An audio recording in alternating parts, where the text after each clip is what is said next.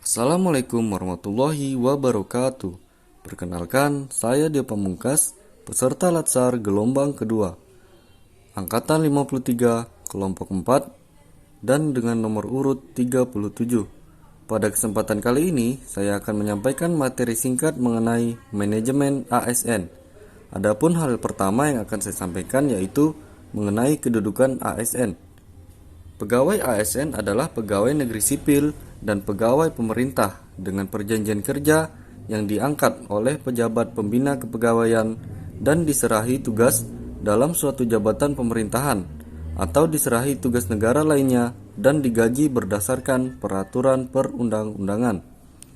Untuk menghasilkan pegawai ASN yang profesional, memiliki nilai dasar, etika profesi, bebas dari intervensi politik, bersih dari praktik korupsi, kolusi, dan nepotisme, maka pengelolaan ASN diatur dalam manajemen ASN. Manajemen ASN lebih menekankan kepada pengaturan profesi pegawai, sehingga diharapkan akan tersedia sumber daya ASN yang unggul dan selaras dengan perkembangan zaman. Kedudukan atau status jabatan ASN dalam sistem birokrasi selama ini dianggap belum sempurna untuk menciptakan birokrasi yang profesional. Untuk dapat membangun profesionalitas dalam birokrasi, maka konsep yang dibangun dalam undang-undang ASN tersebut haruslah jelas. Berikut beberapa konsep yang ada dalam Undang-Undang Nomor 5 Tahun 2014 tentang Aparatur Sipil Negara.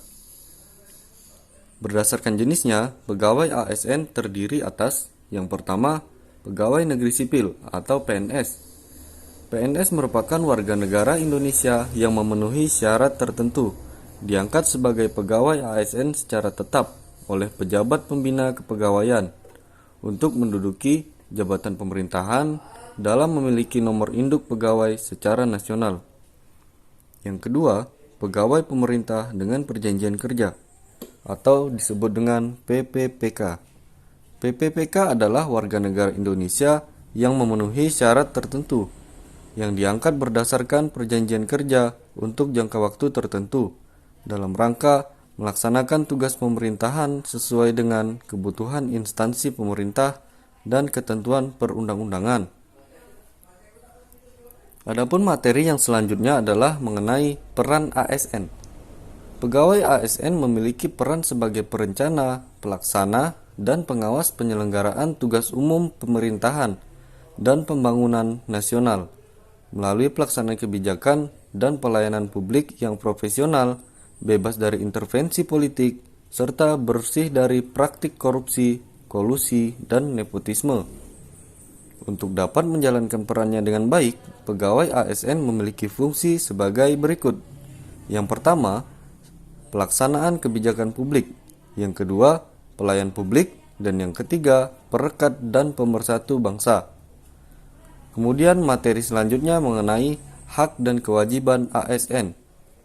Hak adalah suatu kewenangan atau kekuasaan yang diberikan oleh hukum, suatu kepentingan yang dilindungi oleh hukum, baik pribadi maupun umum.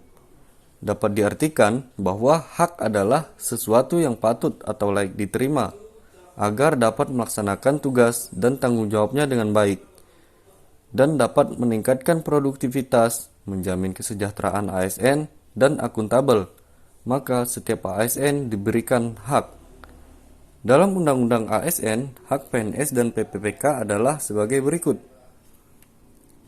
Yang pertama, PNS berhak memperoleh gaji, tunjangan, fasilitas, cuti, jaminan pensiun, jaminan hari tua, perlindungan, dan pengembangan kompetensi. Kemudian, hak dan perlindungan seperti disebutkan tersebut wajib disediakan oleh pemerintah untuk PNS berupa jaminan kesehatan, jaminan kecelakaan kerja, jaminan kematian, dan bantuan hukum. Sementara itu, PPPK berhak memperoleh gaji, tunjangan, cuti, perlindungan, dan pengembangan kompetensi. Untuk hak perlindungan seperti disebutkan di atas, wajib disediakan oleh pemerintah untuk PPPK. Dijabarkan lebih lanjut sebagai berikut: jaminan hari tua, jaminan kesehatan, jaminan kecelakaan kerja, jaminan kematian, dan bantuan hukum. Selanjutnya, yang akan saya sampaikan adalah mengenai kode etik dan kode perilaku ASN.